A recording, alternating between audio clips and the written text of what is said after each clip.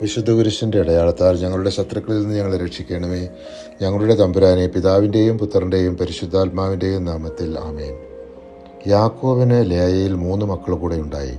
അവരാണ് ഇസാക്കാർ, സെബലൂൺ എന്ന 2 പുത്രന്മാരും ദീന എന്ന ഒരു പുത്രിയും.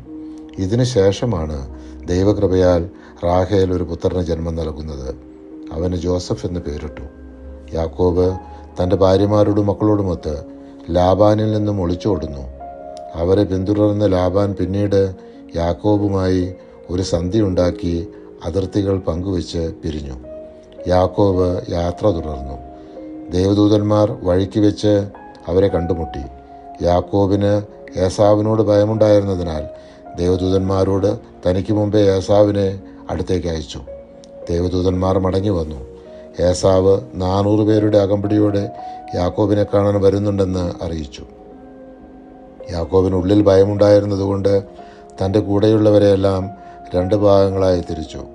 ഏസാവ് ഒരു ഭാഗത്തെ ആക്രമിക്കുകയാണെങ്കിൽ മറുഭാഗത്തുള്ളവർക്ക് ഓടിപ്പോകാമല്ലോ എന്ന് കരുതി.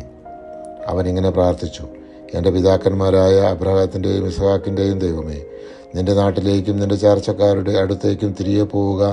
ഞാൻ നിനക്ക് നന്മ ചെയ്യും എന്ന് അരുളി ചെയ്ത കർത്താവേ, അങ്ങ് ഈ ദാസനോട് കാണിച്ച കാരുണ്യത്തിനും വിശ്വസ്തതയ്ക്കും ഞാൻ ഒട്ടും അർഹനല്ല. കേവലം ഒരു വടിയുമായിട്ടാണ് ഞാൻ ജോർദാൻ കടന്നത്. ഇപ്പോഴിതാ ഞാൻ 2 ഗണമായി വർദ്ധിച്ചിരിക്കുന്നു. എൻ്റെ സഹോദരനായ ഏസാവിൻ്റെ കയ്യിൽ നിന്ന് എന്നെ രക്ഷിക്കണമേ എന്ന് ഞാൻ അങ്ങയോട് പ്രാർത്ഥിക്കുന്നു. അവൻ വന്ന് എന്നെയും കുഞ്ഞുങ്ങളെയും അമ്മമാരെയും നശിപ്പിച്ചേക്കുമെന്ന് ഞാൻ ഭയപ്പെടുന്നു. നിനക്ക് നന്മ ചെയ്ത നിൻ്റെ സന്തതികളെ കടൽ തീരത്തെ മണൽത്തരി പോലെ എണ്ണാനാവാത്ത വിധം വർദ്ധിപ്പിക്കും എന്നവിടെ അരുളി ചെയ്തിട്ടുണ്ടല്ലോ. ഉൽപ്പത്തി 32-ാം അധ്യായം 9 മുതൽ 12 വരെയുള്ള തിരുവചനങ്ങൾ.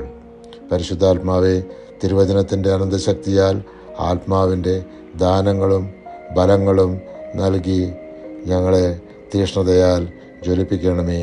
ആമേൻ.